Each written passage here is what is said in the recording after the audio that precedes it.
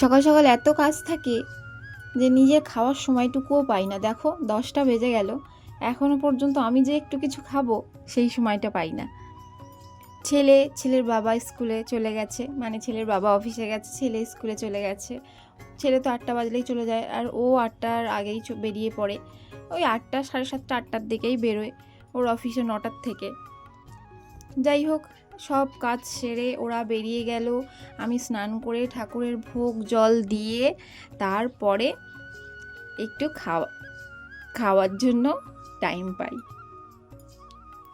তো এখন কি করব, ছেলে মানে মা, আমার শাশুড়ি মা আমার ছেলেকে একটা পাউরুটি দিয়েছিল, তো সেটা তো খাইনি সকালে, যদিও আমি খুব একটা পাউরুটি ওকে দিই না। তো কি করা যায়, তো আমি একটু ডিম টোস্ট করে খাবো বলে কেটে নিচ্ছিলাম। আর আমার একটু দুধ চা খাওয়ার অভ্যাস, সকাল সকাল দুধ চা না খেয়ে আমি থাকতে পারি না। আর ফ্রিজ থেকে একটা ডিম বার করে নিলাম। যদিও আমার মুরগি ডিম পাড়ে, আমার কয়েকটা দেশি মুরগি আছে, সেই মুরগিগুলো প্রতিদিনই ডিম পাড়ে, এবং কয়েকটা মুরগি বাচ্চা তুলতে দিয়েছিলাম, তারা বাচ্চা উঠেও গেছে। নেক্সট ব্লগে আমার বাড়ির নতুন অতিথিদেরকে তোমাদের সাথে শেয়ার করে নেবো, তোমরা দেখতে পাবে।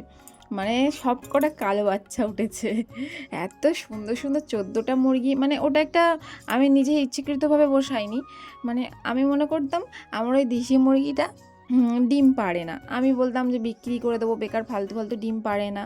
তো তারপরে কয়েকদিন, মাস খানেক পরে দেখি অনেকটা ডিম, প্রায় 15-16টা ডিম এক জায়গায় পেড়ে নিয়ে ও বসে আছে। তারপর আমার হাজব্যান্ড কী করলো, তুলে নিয়ে, আমার তো মুরগির বড় খাঁচা আছে, সেই খাঁচার মধ্যে দিয়ে দিল। গুড মর্নিং, কেমন আছো সবাই? আশা করছি সবাই খুব ভালো আছো ঈশ্বরের কৃপায়, আর আমরাও খুব ভালো আছি। আজকের ব্লগটা আমি এখান থেকেই স্টার্ট করছি।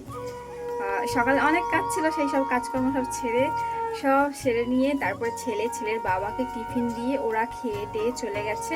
একজন অফিসে গিয়েছে, একজন স্কুলে গিয়েছে। এখন আপাতত আমার সময়, আমি একটু চা খাবো। আর আমার শাশুড়ি মা একটা পাউরুটি দিয়েছিল, তো ও খাইনি, ছেলে খাইনি, আমি খাবো সেটা।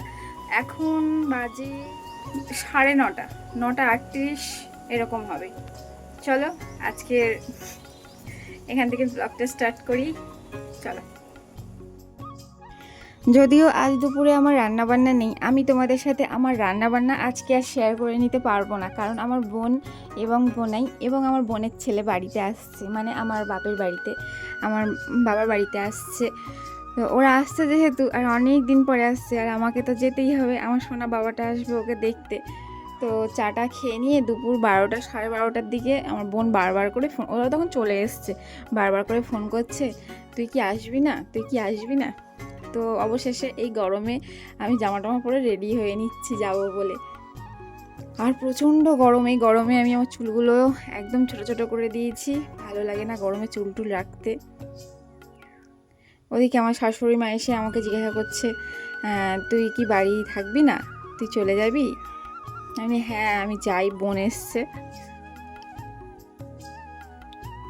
তো চলো, এই যে বাড়ির রাস্তা, মানে সাইকেল নিয়ে বেরিয়ে গেছি, চলে এসেছি প্রায় সামনাসামনি। আর সাইকেল নিয়ে অনেকটা রাস্তা চালিয়ে এসেছি, তারপরে একদম হাওয়া নেই, ওই জন্য হেঁটে হেঁটে আসতে হলো। আর এই আমার সোনা বাবারা চলে এসছে, ওরা চলে এসছে বাড়িতে। এসে দেখি ও তো আমাকে চিনতেই পারছে না, অথচ ফোনে খুব কথা বলে, কিন্তু আমাকে সামনাসামনি দেখে একদম চিনতে পারছে না। আমার কারোর কোলে যাচ্ছে না, আমার ভাইকে দেখে তো একদমই কোলে যাচ্ছে না, অনেক দিন পরে দেখলাম। আমাদের বাড়িতে আমাদের দুই বোনের দুটো ছেলে, আমার ছেলে, আমার বোনেরও ছেলে। আমার ছেলে এই 6-7 বছর বয়স, আর ওর সবেই 7-8 মাস বয়স। আর অনেক দিন পরে এসছে, তো ফোনটা দেখে কি সব কথা বলছে, আউ করছে। ওর বাবাদের তো হোটেল আছে, আর আমার বোনের বাড়ি নিউ টাউনে, ও সেরকম আসতেই পারে না। আর আমাদের বাড়ির পরিবেশটা তোমাদের কেমন লাগছে? আমাদের বাড়িটা কিন্তু একদম গ্রাম্য এলাকায়, আমাদের গ্রাম সাইড একদম।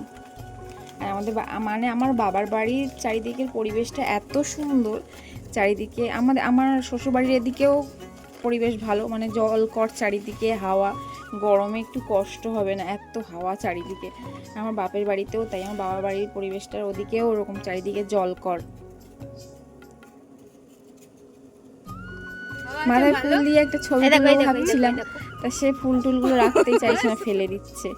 এই বিকেলে আমরা একটু ঘুরতে বেরোলাম। বোন বলছে চল একটু ঘুরে আসি। আর এইদিকে ও রূপোর পলাটা আমাকে দেখাচ্ছে, বলছে দেখেছিস দিদি এই রূপোর পলাগুলো মোটা মোটা শাঁখার সাথে খুব সুন্দর লাগে। আর এদিকে আমার ছেলে ভাইকে পেয়ে তো খুবই খুশি, তো বাড়িই আসতে চাইছে না, কিন্তু রাতে থাকবে না, সারাদিন যেখানেই থাকুক রাতে চলে আসবে, মাকে ছাড়া থাকতে পারে না। ভাইকে পেয়ে খুব খুশি, যেহেতু সবসময় একা একা থাকে তো কাউকে পায় না কাছে, ওই জন্য ভাইকে পেয়ে খুব খুশি। আর এই দেখো আমাদের বাড়ির এই যে আশেপাশে যে জলকরগুলো, এত হাওয়া এখানে, এত হাওয়া, বিকালে এত ভালো লাগে, আর পরিবেশটাও কি সুন্দর না। চলো আজকের ব্লগটা এখানেই শেষ করলাম, ভালো লাগলে একটা লাইক কমেন্ট শেয়ার করে দিও, ধন্যবাদ।